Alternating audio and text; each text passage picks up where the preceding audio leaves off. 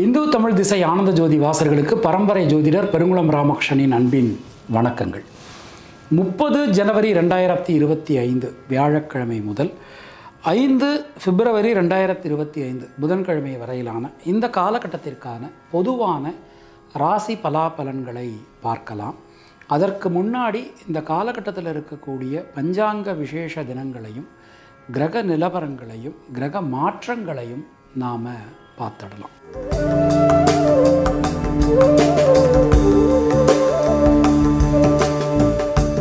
இந்த காலகட்டம் எடுத்துட்டோம்னா நிகழும் மங்களகரமான ஸ்வஸ்தி ஸ்ரீ குரோதி வருஷம் உத்தராயணம் ஹேமந்த ருது மகர தை மாதம் 17ஆம் தேதியில் இருந்து 23ஆம் தேதி வரையிலான காலகட்டம். ஸோ நமக்கு 30ஆம் தேதி வியாழக்கிழமை, அன்றைக்கு தை 17, அன்றைக்கு கரிநாள், சாந்திரமான மாக மாதம் ஆரம்பம், அன்றைக்கு வியதிபாத ஸ்ரார்த்தம், ஷண்ணவதி நாட்களில் முக்கியமான ஒரு நாள்.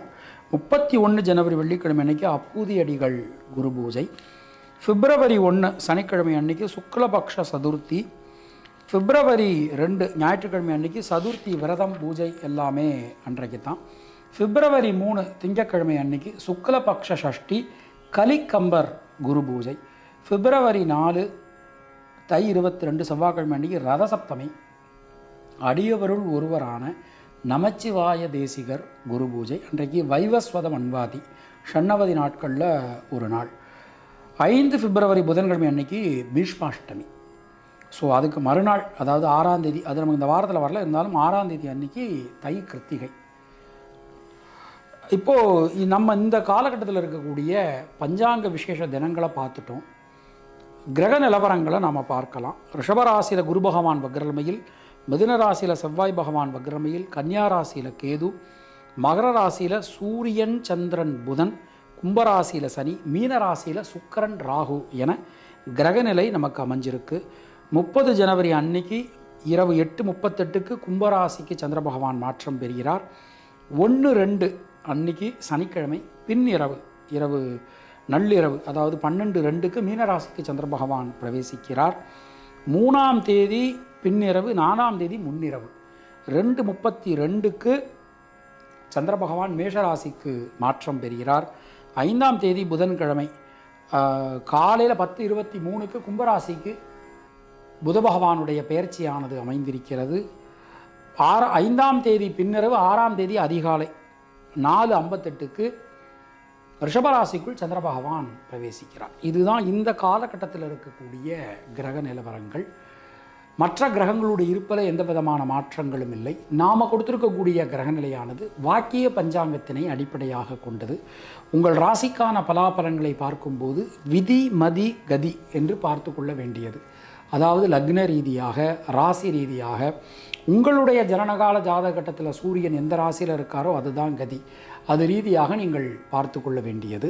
மேலும் உங்களுடைய ஜாதகப்படி உங்களுக்கு என்னென்ன தசாபுத்தி நடக்கிறது, தசாநாதனுடைய சாரம் என்ன, அவருடைய ஆதிபத்தியம் என்ன, பார்வை என்ன, அதற்கு தகுந்த மாதிரி பலன்களையும் பரிகாரங்களையும் பார்த்து கொள்ள வேண்டியது, செய்து கொள்ள வேண்டியது. இனி உங்கள் ராசிக்கான இந்த காலகட்டத்திற்கான பொதுவான பலாபலன்களை பார்க்கலாம்.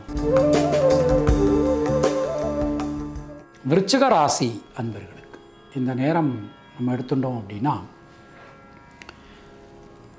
நீண்ட காலமாக இழுபறியாக இருந்த காரியங்கள்லாம் நமக்கு இந்த நேரத்தில் நடந்து முடியும்.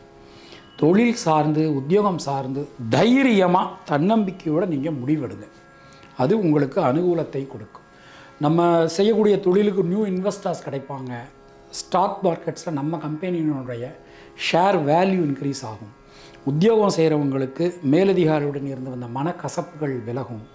அது மாதிரி நல்ல ஒரு யோகம், ஒரு அதிர்ஷ்டம் உங்களுக்கு இந்த நேரத்தில் கிடைக்க போகிறது. தொழில் சார்ந்து, உத்தியோகம் சார்ந்து ஒரு பெரிய மாற்றங்களை இந்த நேரத்தில் நாம் எதிர்பார்க்கலாம்.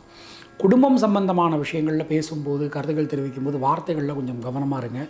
நீங்கள் ஒன்று சொல்ல போய் மற்றவங்க அதை வேறு மாதிரி புரிஞ்சுக்கலாம். அதில் நீங்கள் கொஞ்சம் கவனமாக இருந்துக்கணும். பொதுவாக இந்த நேரம் நம்ம எடுத்துட்டோம் அப்படின்னா உடல் ஆரோக்கியம் சீரடையும். மனசுக்குள்ளே இருக்கக்கூடிய குழப்ப நிலை நீங்க பெறுவீர்கள். இந்த இந்த இந்த இந்த நேரம் நம்ம பார்க்குறோம்.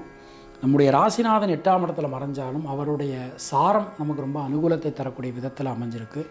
உங்கள் மூலமாக உங்கள் வீட்டில் நடக்க வேண்டிய காரியங்கள் எல்லாமே நல்லபடியாக நடந்து முடியும். பெண்களுக்கு இந்த நேரம் எடுத்துனோம்னா பொருளாதாரத்தில் நல்ல ஒரு முன்னேற்றம், ஒரு வளர்ச்சி காணப்படும். மாணக்கர்களுக்கு கல்வி சம்பந்தமான தடங்கல்கள் அனைத்தும் விலகப் பெறுவீர்கள். விசாகம் நட்சத்திரத்தில் பிறந்தவர்களுக்கு உடல் ஆரோக்கியம் சீரடையும். அனுஷம் நட்சத்திரத்தில் பிறந்தவர்களுக்கு புதிய தொழில் வாய்ப்புகள், உத்தியோக வாய்ப்புகள் கிடைக்கப் பெறுவீர்கள். கேட்டை நட்சத்திரத்தில் பிறந்தவர்களுக்கு வீடு மண் மனை சார்ந்த யோகங்கள் உண்டாகும். தினசரி குலதெய்வ வழிபாடு செய்து வருவது உங்களுக்கு சிறந்த பரிகாரம். உங்களுடைய அதிர்ஷ்டமான எண்கள் 3, 6, 9. அதிர்ஷ்டமான நிறம் மஞ்சள், நீலம் மற்றும் சிவப்பு.